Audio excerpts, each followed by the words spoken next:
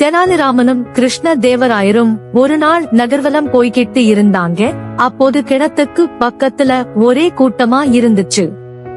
உடனே அரசர் என்னனும் விசாரிச்சாரு. அப்போது அங்க இருந்தவங்க எல்லாரும் சொன்னாங்க, இங்க நீர் இறைக்குற வாளி அடிக்கடி காணாம போகுது.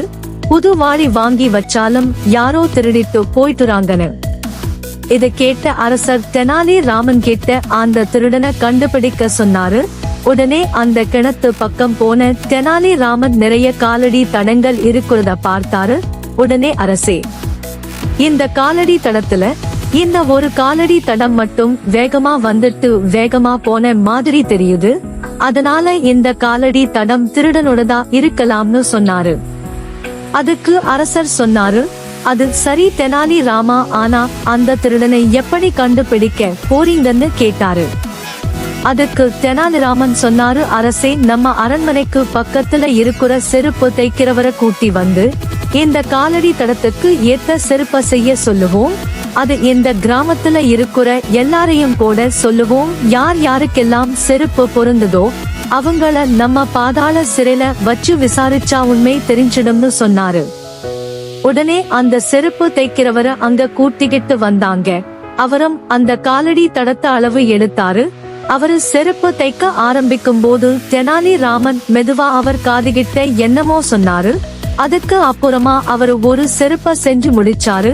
உடனே அரசர் ஒவ்வொருத்தரா இந்த செருப்ப போட்டு பாருங்கன்னு சொன்னாரு. அதுக்கு தெனாலி ராமன் சொன்னாரு, அரசே, இந்த செருப்பு நல்லவங்க காலுக்கு கூட பொருந்தலாம். அவங்களுக்கு கேட்ட பேர் கிடைக்க கூடாது. அதனால நாம இந்த சோதனைய தனி அறையில வச்சு பண்ணலாம்னு சொன்னாரு. உடனே அரசரும் சரின்னு சொன்னாரு. கிராம மக்கள் ஒவ்வொருத்தரா அந்த செருப்பு வச்சிருந்த அறைக்குள்ள போயிட்டு செருப்ப போட்டு பார்த்துட்டு வெளியே வந்து அங்க இருந்த அரசர்கிட்டையும் தெனாலி ராமன் கிட்டையும் ரகசியமா, அரசே, எனக்கு அந்த செருப்பு சேருது, ஆனா நான் திருடன் இல்லைன்னு சொல்ல ஆரம்பிச்சாங்க. கிட்டத்தட்ட எல்லாருக்கும் அந்த செருப்பு பொருந்துச்சு. உடனே அரசருக்கு சின்னதா ஒரு சந்தேகம் வந்துச்சு. அப்பத்தான் ஒரு ஆள் வந்து எனக்கு அந்த செருப்பு சேரல, நான் திருடன் இல்லைன்னு சொன்னான். உடனே தெனாலி அவனை சிறைப்பிடிக்க சொன்னாரு. இத பார்த்த எல்லாருக்கும் ஆச்சரியமா போச்சு. செருப்பு சரியா பொருந்துன எங்க எல்லாரையும் விட்டுட்டு சரியா பொருந்தலைன்னு சொன்ன திருடனை எப்படி கண்டுபிடிச்சீங்கன்னு தெனாலி ராமன் கிட்ட கேட்டாங்க.